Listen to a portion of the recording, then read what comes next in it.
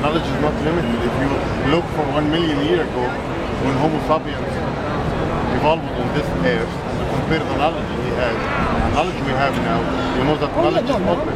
No, knowledge you can always add. That's the definition of the limited, that which is limited. You can add and subtract from it. If it's the unlimited, the infinite, you cannot add or subtract. So obviously the knowledge is something you can add and subtract from. How come using definitions and the supposed? I know the words are horrible. I know they get in the way. How come the knowledge you cannot add?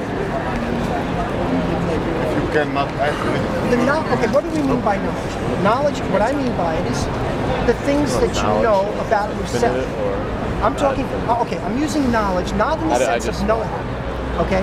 Like how to drive a car. That's a form of knowledge. I'm not talking about that kind of knowledge. I'm talking about the knowledge that goes and makes an image of the me, the self, that knowledge. The self-knowledge, this your is a identity. reflection from outside too. Of course. So we cannot separate the two levels. You're not original. we cannot separate the two levels.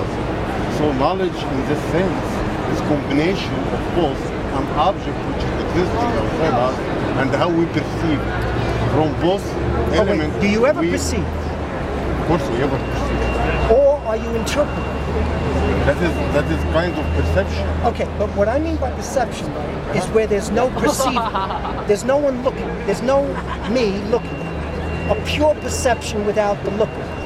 Right? Do we ever do that? Do you ever look at your best friend without you? Of course not.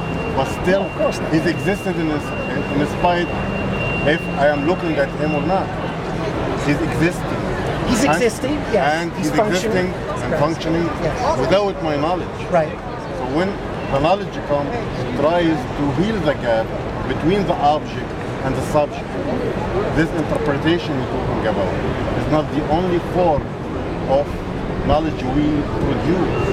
It is also a reflection to some extent. All our human action is a trial to heal the gap between what is object and what is. But is there a gap? What is the gap? Or there's the illusion of a gap. Wait a minute. Is there a gap? Or there's the illusion of a gap? There's a gap objectively. And then we run our life. If I'm using the term objectively, so the gap is real. Are we objective? We are not objective. Can the I be objective? The I being the biases and the prejudices and the beliefs and ideas. That is what you know about the I and about the interpretation and about the ego and about the Eurocentrism philosophy. All this stuff enable us to perceive in more objective way the object which is existing without our perception. So we improve. That is what differentiates science from religion. What is science and what is religion? What is science, what is myth?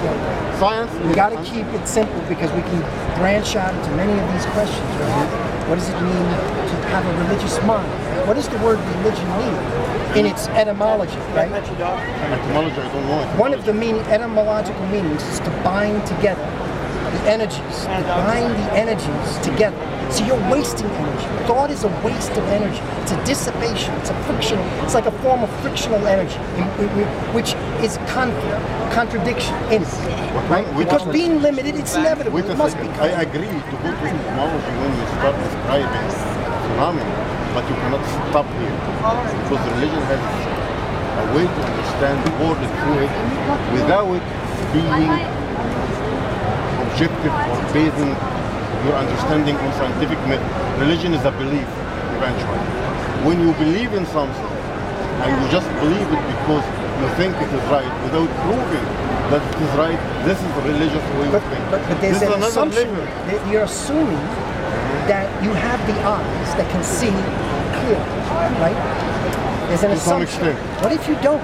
What if you don't see clearly? Must you not first have eyes, new eyes that can see? Here I have a measure. If my... Who's measuring? The object, the relation between object and subject I gave. Yeah, if I can say... Who's the subject and who's the object? Human being is doing that. I make an eye, and already there's the not eye. No, wait. But is that true? If I can... Or did I just if I can make a rocket, and this rocket photos of space. Getting into a really good it debate. means that I know about physics more than what you know. If you don't do the same thing. This is an objective